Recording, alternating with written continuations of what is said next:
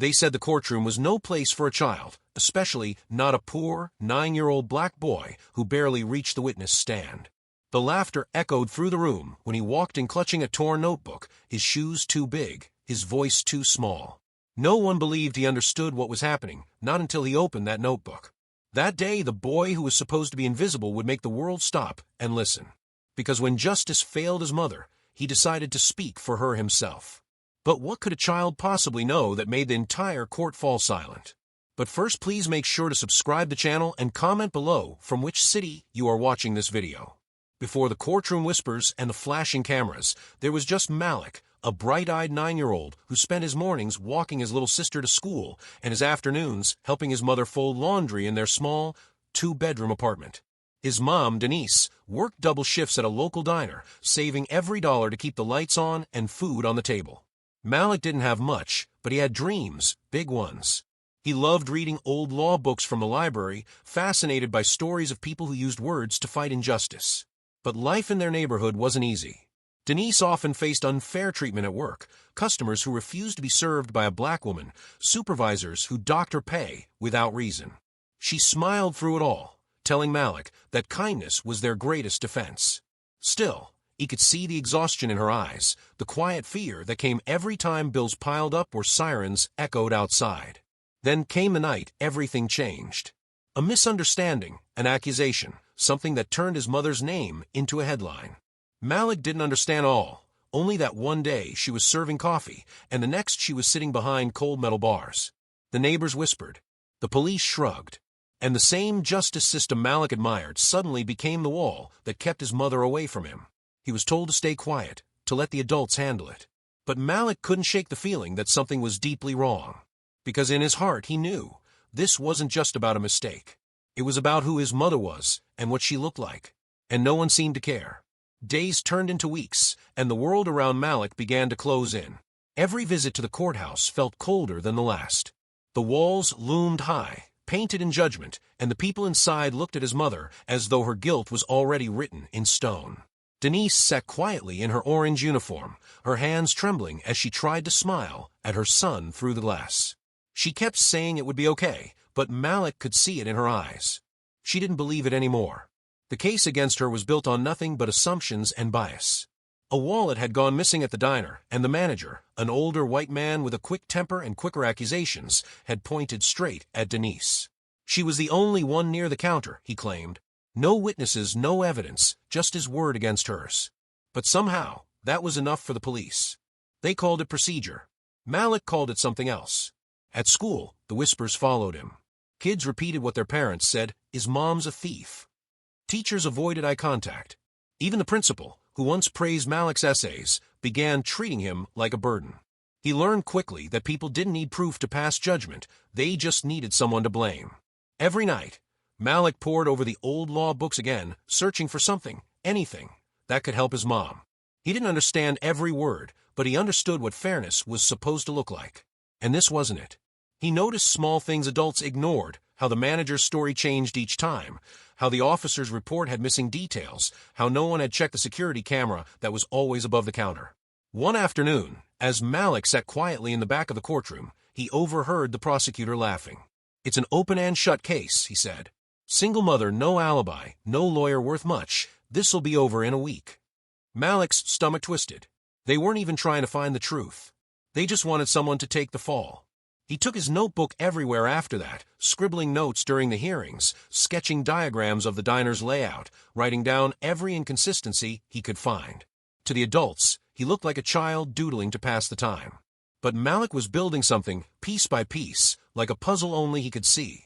Then came the day the court denied his mother's public defender another extension.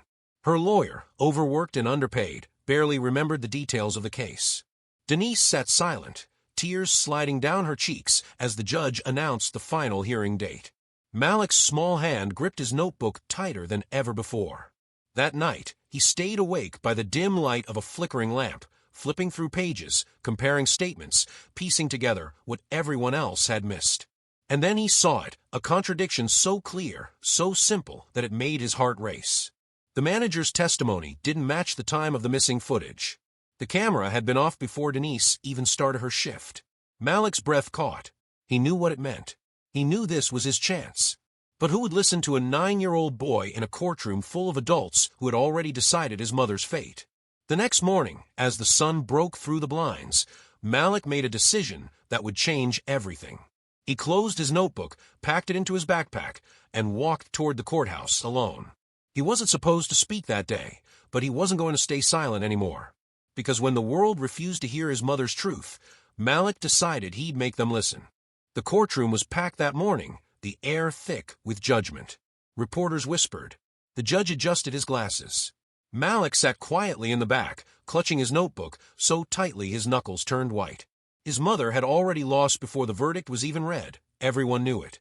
The prosecutor smirked confidently, the manager sat tall in the front row, and the world waited for another guilty to echo off the walls. But when Denise's lawyer stumbled through his closing statement, Malik couldn't stay silent any longer. His heart pounded so loud it drowned out the words around him. Before anyone could stop him, he stood up, his small voice trembling but fierce. "Your Honor," he said, stepping forward. The courtroom gasped. The bailiff moved, but the judge held up a hand. "Let him speak." Malik climbed onto the witness stand, the same place adults had used to twist his mother's truth. His legs shook, but his words didn't. He opened the notebook and began reading, page after page of what he'd seen, what he'd heard, what nobody had cared to notice. He pointed out the contradictions, the missing footage, the false timelines, the statements that didn't match. He explained how the security camera had stopped recording before his mother's shift even began. The silence was deafening. The same people who had laughed at him now stared as if seeing him for the first time. The prosecutor tried to interrupt, dismissing it as childish imagination, but Malik didn't stop. "If you'd listened," he said, voice steady now, "you'd know she didn't do it." Even the judge leaned forward, eyes narrowing at the evidence. The truth was suddenly undeniable, laid bare by a child's determination. Denise covered her face, tears slipping through her fingers. For a long moment no one spoke. The entire room seemed to hold its breath, waiting for what would come next.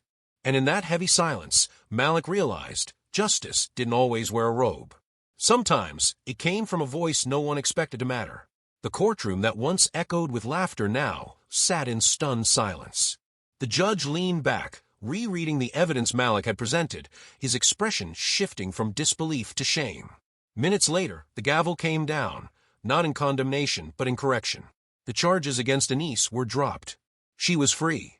Malik ran into her arms as the room erupted, some in applause, others in uncomfortable silence. For the first time, the same people who had looked at him with pity now looked at him with awe. But Malik wasn't thinking about glory or headlines. He was thinking about how close his mother had come to losing everything, not because of what she did, but because of what she looked like. In the days that followed, their story spread. Some called him the youngest legal mind in America. But Malik didn't care about titles. He cared about truth, and how easily it could be buried when the world refused to see it. Denise went back to work, her dignity restored, though the scars of what happened would never fully fade. Malik kept that old notebook, its pages worn and stained with tears, as a reminder of one thing. Justice shouldn't depend on the color of your skin or the weight of your wallet. It should depend on truth. But too often it doesn't. And while his courage freed one innocent woman, how many others still sit behind bars, unheard and unseen? How many voices go ignored because they don't sound like the ones in power? Sometimes it takes a child to remind the world what fairness really means. So the next time you hear laughter at someone's pain or judgment without proof, ask yourself, would you have listened to Malik? Or would you have laughed too?